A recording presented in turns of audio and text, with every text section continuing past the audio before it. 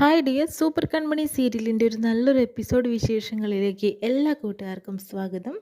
അങ്ങനെ നമ്മുടെ ഭാഗ്യശ്രീ ബലരാമനെ കാണാനായിട്ട് ജയിലിൽ വന്നിട്ടുണ്ടല്ലോ. അതിനുശേഷം തന്നെ ഭക്ഷണമൊക്കെ കൊടുക്കുക ചെയ്യുന്നത്. എൻ്റെ ഏട്ടന് വേണ്ടി ഞാൻ ഉണ്ടാക്കി കൊണ്ടുവന്ന ഭക്ഷണമാണ്, ഇത് നിറയെ കഴിക്കണമെന്ന് പറഞ്ഞിട്ട് വാരി കൊടുക്കുക കേട്ടോ. അത്രയും സ്നേഹമാണ് ഏട്ടനോട് ഭാഗ്യശ്രീക്ക്. അതിനുശേഷം കാണിക്കുന്നത് അലികയിൽ തന്നെയാണ് കേട്ടോ. കൃഷാണെങ്കിലോ അലികെ ഏതാ പരിസരം മറന്നുകൊണ്ട് നടക്കുകയാണ് ചെയ്യുന്നത്. ഇപ്പോൾ മനസ്സിൽ കൺമണി മാത്രമേ ഉള്ളൂ നിറയെ. അതുകൊണ്ട് തന്നെ ദേവ്ജിയെ കണ്ടിട്ടും കൂടി മൈൻഡ് ചെയ്യാതെ പോവാണ്, ഏതൊരു ലോകത്ത് പോകുന്നത് പോലെ തോന്നുന്നു. അങ്ങനെ ദേവ്ജി ചോദിക്കുന്നുണ്ട്, കൃഷേ നീ ഏത് ലോകത്താണ്, ഇവിടെയൊന്നും അല്ലല്ലോ, എനിക്ക് മനസ്സിലാവുന്നില്ല നിൻ്റെ അവസ്ഥ എന്താണെന്നുള്ളത്. നീ വളരെയധികം സന്തോഷത്തിലാണല്ലോ, എന്തെങ്കിലും ഉണ്ടെങ്കിൽ എന്നോട് പറയടാ എന്ന് പറയുന്നുണ്ട്. ദേവ്ജി ഞാൻ നല്ലൊരു സന്തോഷത്തിലാണ്, എൻ്റെ ജീവിതത്തിലെ ഏറ്റവും വലിയ സന്തോഷത്തിലൂടെയാണ് ഞാൻ കടന്നു പോയിക്കൊണ്ടിരിക്കുന്നതെന്ന് പറയുന്നു. അതെന്താണ്, പുതിയ വല്ല പ്രോജക്റ്റും അല്ലെങ്കിൽ കിട്ടിയിട്ടുണ്ടോ എന്ന് ചോദിക്കുന്നുണ്ട്. പുതിയൊരു കാര്യം തന്നെയാണ്, എന്നാലും അതെനിക്ക് വളരെ പ്രിയപ്പെട്ടതാണെന്ന രീതിയിലൊക്കെ ദേവ്ജിയോട് കൃഷ് പറയുന്നുണ്ട് കേട്ടോ. അപ്പോൾ കൃഷ് ദേവ്ജി ചോദിക്കുന്നുണ്ട്, എന്നോട് പറയാൻ പറ്റുകയാണെങ്കിൽ ഒന്ന് പറയുമെന്ന് പറയുന്നു. ഞാനൊരു കാര്യം ചോദിക്കട്ടെ ദേവ്ജിയോട്, അത് സത്യം പറയണമെന്ന് പറയുന്നുണ്ട്. എന്താണ് നീ ചോദിക്കേ, ഞാൻ അപ്പോൾ തന്നെ മറുപടിയായിട്ട് പറയാമെന്ന് പറയുന്നുണ്ട് ദേവ്ജി. ഞാനേ മാനസിക കല്യാണം കഴിക്കുന്നതിൽ ദേവ്ജിക്ക് എന്തെങ്കിലും എതിർപ്പുണ്ടോ എന്ന് ചോദിക്കുന്നുണ്ട്. ഇഷ്ടമാണോ എന്നുണ്ടെങ്കിൽ പറഞ്ഞാൽ മതി എന്ന് പറയുന്നു. അങ്ങനെയാണെങ്കിൽ ഞാൻ തിരിച്ച് നിന്നോട് ചോദിക്കട്ടെ കൃഷേ, നിനക്ക് അവളെ കല്യാണം കഴിക്കുന്നതിൽ താല്പര്യമുണ്ടോ എന്ന് ചോദിക്കുന്നുണ്ട്. എനിക്ക് ഒട്ടും താല്പര്യമില്ല കേട്ടോ അവളെ വിവാഹം കഴിക്കാനായിട്ട്, എനിക്കിഷ്ടമല്ല എന്നും ദേവ്ജിയോട് കൃഷ് പറയുന്നുണ്ട് കേട്ടോ. ഇതെനിക്ക് ആദ്യമേ മനസ്സിലായിട്ടുണ്ട്. പക്ഷേ എൻ്റെ മനസ്സിലൊരു പെൺകുട്ടിയുണ്ട് ദേവ്ജി, അവളെയാണ് എനിക്ക് കല്യാണം കഴിക്കാൻ പോകാൻ ആഗ്രഹം എന്ന് പറയുന്നു. അത് ആരാണ് നിൻ്റെ മനസ്സിലുള്ള പെൺകുട്ടി? ദേവ്ജി ഒരു കാര്യം മനസ്സിലാക്കണം, ഞാൻ ആ പെൺകുട്ടിയുടെ പേര് പറയുമ്പോൾ ഇഷ്ടമാണെങ്കിൽ എസ് എന്നും അല്ലെങ്കിൽ നോ എന്നും വേഗം പറയാൻ നിൽക്കണം എന്ന് പറയുന്നു കേട്ടോ. അതിനുശേഷം തന്നെ കൃഷ് ചോദിക്കുന്നുണ്ട് കേട്ടോ, പറയുന്നുണ്ട്, എനിക്ക് എനിക്ക് കൺമണിയാണ് ദേവ്ജിക്ക് ഇഷ്ടം എന്ന് പറയുന്നു. പെട്ടെന്ന് തന്നെ ദേവ്ജിക്ക് ഒരുപാട് സന്തോഷം പറഞ്ഞിട്ടുണ്ട്, യെസ് എന്ന് പറയുന്നു കേട്ടോ. അപ്പോൾ നീ ദേവ്ജി പറയുന്നു, എന്താ നീ പറഞ്ഞത്, കൺമണിയെ? അതെ, എനിക്ക് കൺമണിയെ തന്നെയാണ് ഇഷ്ടം. എടാ മോനെ, അത് ശരിയാവും തോന്നുന്നില്ലല്ലോ, അവളുടെ കല്യാണം ഇതാ തിങ്കളാഴ്ചയാണ് ഉറപ്പിച്ചിരിക്കുന്നതെന്ന് പറയുന്നു. അതൊക്കെ എനിക്കറിയാം, ആ വരുണാണ് അവളെ കല്യാണം കഴിക്കാൻ പോകുന്നത്. അവനാണെങ്കിലും ഓഫീസിൽ വരുന്നതേ ഇഷ്ടമല്ല എന്ന് പറയുന്നു. ഇന്നത്തോടു കൂടി അലികയിൽ നിന്ന് അവൾ പോവുകയാണെന്നും എന്നോട് പറഞ്ഞു. അതൊക്കെ വെറുതെ പറയുന്നതാണ്, അവളെ ഞാൻ ഒരിക്കലും വിടില്ല, ആ വരുണിൻ്റെ കയ്യിൽ അവളെ ഏൽപ്പിക്കുകയില്ല, അവൾ എനിക്ക് വേണ്ടപ്പെട്ടവളാണെന്ന് പറയുന്നു. എൻ്റെ അച്ഛനും അമ്മയോടും പറയുന്നത് പോലെയാണ് എനിക്ക് ദേവ്ജിയോട്. ആദ്യം ദേവ്ജിയോട് പറഞ്ഞിട്ട് തന്നെയാണ് അച്ഛനോടും അമ്മയോടും എനിക്ക് സംസാരിക്കാനുള്ളൂ പറയുന്നു. മോനെ, സാഗറിനെയും അതുപോലെ തന്നെ സുജാതയും പെട്ടെന്ന് തന്നെ ഈ വിവരം അറിയിക്കണം എന്ന് പറയുന്നു. അതൊക്കെ ഞാൻ അറിയിക്കാം ദേവ്ജി, ഞാൻ പറഞ്ഞതനുസരിച്ച് എനിക്ക് എൻ്റെ കൺമണിയെ മാത്രം മതിയെന്ന് പറയുന്നു. അവൾ നല്ല കുട്ടിയാണ്, പക്ഷേ കാര്യങ്ങളൊക്കെ കുറച്ച് കുഴഞ്ഞു മറിഞ്ഞ് കിടക്കുവാണ്, ഇതെന്നൊക്കെ ഒന്ന് പുറത്ത് ചാടണമെങ്കിൽ കുറച്ച് പണിയുണ്ടെന്ന് പറയുന്നു.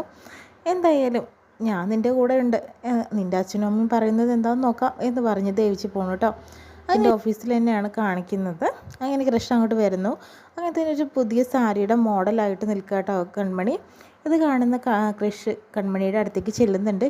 ഈ മോഡൽ സുന്ദരിയാണ്, കാണുന്ന വളരെ സൗന്ദര്യമുണ്ട്, നല്ല ഭംഗിയുണ്ട്, നിന്നെ കണ്ടാൽ ആർക്കാണ് കൊതി വരാത്തതെന്നൊക്കെ ചോദിക്കുമ്പോൾ അവിടെ മാനസയുണ്ട് കേട്ടോ. മാനസ ഇത് കാണുമ്പോൾ ദേഷ്യത്തോടു കൂടി നോക്കി നിൽക്കുകയാണ്.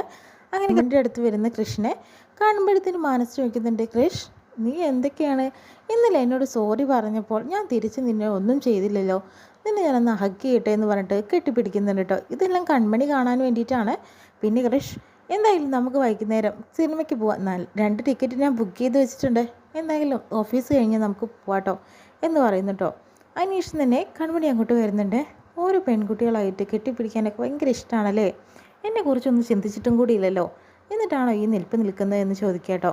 അത് കൺമണി ഞാൻ എന്ന് പറയുമ്പോൾ ഇനി അങ്ങനെയൊന്നും വേണ്ട, കുറച്ച് അകലം വലിച്ചു നിന്നാൽ മതി എന്ന് പറയുന്നു. പൂർണ്ണ സ്വാതന്ത്ര്യത്തോടു കൂടി കൃഷ്ണനോട് പറയുക കേട്ടോ ചെയ്യുന്ന കൺമണി.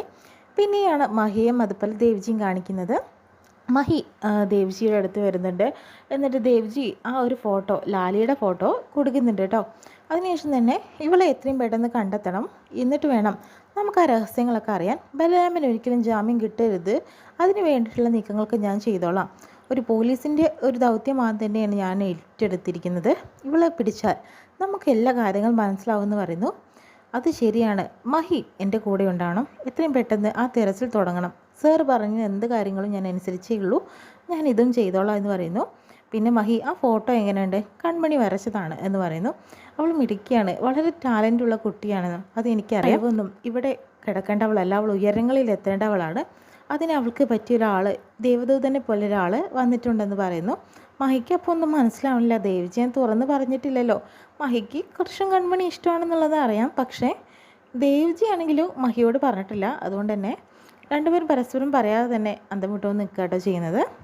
അതിനുശേഷം തന്നെ വീണ്ടും സുമിത്രേനും ബാലുവിൻ്റെയും വീട്ടിൽ കാണിക്കുന്നു. ലാലിയോട് എത്രയും പെട്ടെന്ന് അവിടെ നിന്ന് സ്ഥലം വിടാൻ പറയുന്നു. അപ്പോൾ ലാലി പറയുന്നുണ്ട്, എനിക്ക് ഇവിടെ നിന്ന് പോകാൻ സാധിക്കില്ല സുമിത്രാമേ, ഞാൻ പോവില്ല എന്ന് പറയുന്നു. നീ എന്താ പോവാത്തത്? നീ എത്രയും പെട്ടെന്ന് ഇവിടെ നിന്ന് പോയേ പറ്റുള്ളൂ എന്ന് പറയുന്നുണ്ട് കേട്ടോ. ബാലുവും പറയുന്നുണ്ട്, നീ എത്രയും പെട്ടെന്ന് പോകണം എന്ന് പറയുന്നു. ഞാൻ പോവില്ല, നിങ്ങൾ എന്നെ കൊന്നാലും വേണ്ടില്ല എന്ന് പറയുന്നു. നിന്നെ അങ്ങനെ കൊല്ലാൻ പറ്റുമോ? ഞങ്ങളുടെ എല്ലാ രഹസ്യങ്ങളും നിന്നിലല്ലേ അറിഞ്ഞിരിക്കുന്നത്. എനിക്ക് വേണമെങ്കിൽ എന്തെങ്കിലും പണ്ടേ കൊല്ലാം, പക്ഷെ ഞാൻ അതിന് ചെയ്യോ ലാലി എന്ന് പറയുന്നു. എൻ്റെ ഭാഗ്യശ്രീയെ പോലെ തന്നെയാണ് എനിക്ക് കിളിയനും. അവളുടെ അനിയനെ പോലെ എനിക്ക് കണ്ടിട്ടുള്ളൂ ഞാനിവിടെ. അതുകൊണ്ട് നമ്മളൊരു കുടുംബമാണ്. അതുകൊണ്ട് തന്നെ ഞങ്ങൾ പറഞ്ഞ് നീ കേൾക്കുമെന്ന് പറയുന്നു. പെട്ടെന്ന് തന്നെ കോളിംഗ് ബെൽ അടിക്കുന്നുണ്ട്. അവിടേക്ക് സുമിത്ര ചെല്ലുമ്പോൾ അത് മഹിയാണ് കേട്ടോ. അപ്പോൾ ഒരു സർവേക്ക് വന്നാണെന്ന് പറയുന്നു. വീടത്തെ എല്ലാവരുടെയും ഡീറ്റെയിൽസ് എടുക്കുന്നുണ്ട്. ഇവിടെ വേറൊരു സ്ത്രീ കൂടി ഉണ്ടെന്ന് പറയുന്നു. പക്ഷേ സുമിത്രയാണെങ്കിലോ ലാലിയെ മറച്ചു വെച്ചുകൊണ്ട് തന്നെ കാര്യങ്ങൾ സംസാരിക്കുന്നുണ്ടോ. ഇവിടെ ആരുമില്ല, തെറ്റിദ്ധരിക്കപ്പെട്ടിരിക്കുകയാണ്. ഇവിടെ ഞാനും ഹസ്ബൻഡും മോളും മാത്രമേ ഉള്ളൂ എന്ന് പറയുന്നു. ഈ സർവേ തെറ്റാണെന്ന രീതിയിൽ പറഞ്ഞു മഹിയെ പറഞ്ഞയക്കുന്നു കേട്ടോ. അപ്പോഴത്തേന് വീണ്ടും ലാലിൻ്റെ അടുത്ത് വരുന്നു, കിളിയെ തല്ലുന്നു കേട്ടോ. അതിനുശേഷം നിങ്ങളോടല്ലേ പോകാനായിട്ട് പറഞ്ഞത്, ഇപ്പോൾ കണ്ടില്ല ഓരോരുത്തർ അന്വേഷിച്ച് വരുന്നത്. ഇത് ലാലിക്ക് ഇട്ടിട്ട് ഒരു കെണി വെച്ചത് തന്നെയാണ്, എത്രയും പെട്ടെന്ന് വേണമെന്ന് പറയുന്നു. പക്ഷേ ലാലി പോകാൻ തയ്യാറാകുന്നില്ല. ബാലു ആണെങ്കിൽ അപ്പോൾ ദേഷ്യത്തോടു കൂടി ചാടിയാണ്. ഇനി ബാലുവിന് നടക്കാനും സാധിക്കും. കാരണം എന്ന് വെച്ചിട്ടുണ്ടെങ്കിൽ ആ ഒരു പ്രശ്നങ്ങളൊക്കെ മാറി തുടങ്ങി. അപ്പോഴത്തേന് സുമിത്രയ്ക്ക് സന്തോഷമായി. അങ്ങനെ ബാലു എണീറ്റു. അതിനുശേഷം തന്നെ അവരതിനെ കൊണ്ടുപോകട്ടെ ചെയ്യുന്നത്. അങ്ങനെ തന്നെ ലാലിയും അതുപോലെ കിളിയും സംസാരിക്കുന്നുണ്ട്. അമ്മ എന്ത് ചെയ്യും അമ്മ ഈ പറയുന്നത്? നമുക്ക് ഇവിടെ നിന്ന് പോകാം, നമുക്ക് ഒളിവിൽ താമസിക്കാം. ഇവിടെയാണെങ്കിൽ നമ്മൾ അനുസരിച്ചില്ലെങ്കിൽ ഇവർ നമ്മളെ കൊല്ലും. പോയാലും കണക്കൊക്കെ തന്നെയാണ്. ക്രഷ് എപ്പോഴാണ് നമ്മൾ പിടികൂടുകയെന്ന് അറിയില്ല. എന്നാലും മരണമൊക്കെ നമ്മളുടെ കൺമുന്നിൽ തന്നെയാണ് അമ്മ. ഇപ്പോൾ തൽക്കാലം ഇവർ പറയുന്ന അനുസരിക്കാൻ നമുക്കെന്ന് പറയുന്നു. അരുണിനെയും സഹദേവിനെയാണ് കാണിക്കുന്നത്. കൃഷി വരുന്നത് നോക്കി നിൽക്കാട്ടോ ചെയ്യുന്നത്. ഇതിലും കാണിച്ചുകൊണ്ട് ഇന്നത്തെ എപ്പിസോഡ് വിശേഷം കഴിയുന്നത്. നാളെ നല്ലൊരു എപ്പിസോഡ് വിശേഷമായിട്ട് വീണ്ടും കാണാം.